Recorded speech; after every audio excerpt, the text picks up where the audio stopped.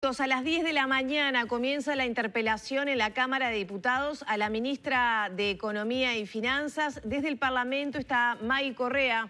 Adelante, Maggie.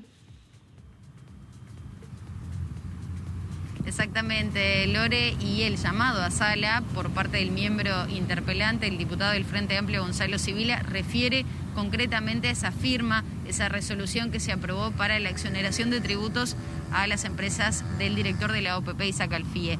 Sibila, primero que nada, quiero consultarle por lo que ha trascendido en estos últimos días y sobre todo esa renuncia que hace Alfie a estos beneficios que se habla que era para generar empleo, por ejemplo. ¿No bastó con eso? ¿Se pide la renuncia de todas formas? Claramente no bastó.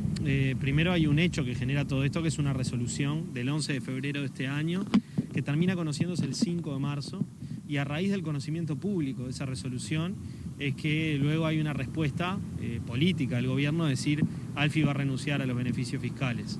Eso implica una posterior revocación de la resolución, pero el hecho en sí, que es la firma por parte de la ministra de Economía de una serie de exoneraciones fiscales al director general de la OPP, compañero suyo del gobierno, compañero del equipo económico, que junto con ella son las dos personas que tienen más incidencia en el manejo de la política económica y de los recursos públicos, es el tema de fondo de la interpelación, ¿no? Nosotros convocamos por esa resolución, entendemos que no ha habido un reconocimiento de parte de los jerarcas involucrados de que esto haya implicado algún tipo de actitud dudosa desde el punto de vista ético, desde el punto de vista legal. No se le ha exigido responsabilidad política, entonces la mera renuncia a los beneficios con posterioridad que se hace público el hecho, a nosotros no nos da ninguna garantía de nada respecto de la actitud de los jerarcas, no solo en esta decisión, sino en otras, ¿no?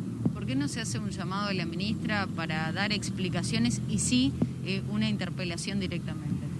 Bueno, el instrumento que tenemos es el llamado a sala. En este ámbito nosotros podemos discutir de forma amplia, hacer preguntas, que la ministra las pueda responder. Es decir, un llamado a comisión sobre este tema no nos permitiría hacer todo lo que vamos a hacer hoy. Para nosotros las respuestas a estas preguntas son claves para poder dar una discusión política más de fondo y además nos parece que el tema tiene gravedad suficiente como para hacer una interpelación. ¿Cuáles son esas preguntas concretamente que se van a realizar a la ministra, por ejemplo, para tener un poco más de certeza? Bueno, hasta la interpelación las preguntas no las vamos a adelantar. Estamos a minutos de entrar a sala y ahí vamos a hacer las preguntas, pero son preguntas que son útiles para entender algunos aspectos del procedimiento también, ¿no? Y para poder identificar, además de aspectos éticos, aspectos legales. El origen de esta interpelación tiene que ver con una cuestión ética, pero en el Uruguay también hay normas vinculadas a la ética en la función pública, hay leyes vinculadas a la ética en la función pública, y para poder identificar cómo se actuó respecto a estas leyes necesitamos saber cosas que tienen que ver con el proceso de este expediente. Un expediente que además se declaró confidencial por parte del Ministerio, basándose en una resolución anterior, y por ende no lo conocemos. En la discusión por estas horas también se incorpora los beneficios que obtuvo la empresa de la familia de la esposa de Pablo Ferreri. ¿Va a estar eso en discusión? ¿Por qué hay diferencias entre un caso y otro? Bueno, además de que no son cosas comparables, el propio involucrado ha explicado en detalle esa situación. A nosotros nos parece una muy mala forma de discutir, ¿no? Es como decir, bueno, yo vengo y te planteo que hay una actitud tuya que me parece que no está bien y vos me decís, bueno, pero vos en el pasado hiciste tal cosa u otro en el pasado hizo tal otra. Eso lo que hace es desviar el tema y el primero que hace eso es el propio presidente de la República. Cuando esta resolución se hace pública ante los planteos que se hacen desde la oposición, el presidente ataca a la oposición. Lo vuelve a hacer ayer y en lugar de plantear razones de fondo, argumentos de fondo por los cuales esta resolución es defendible desde su punto de vista, lo que hace es atacar a quienes la cuestionan.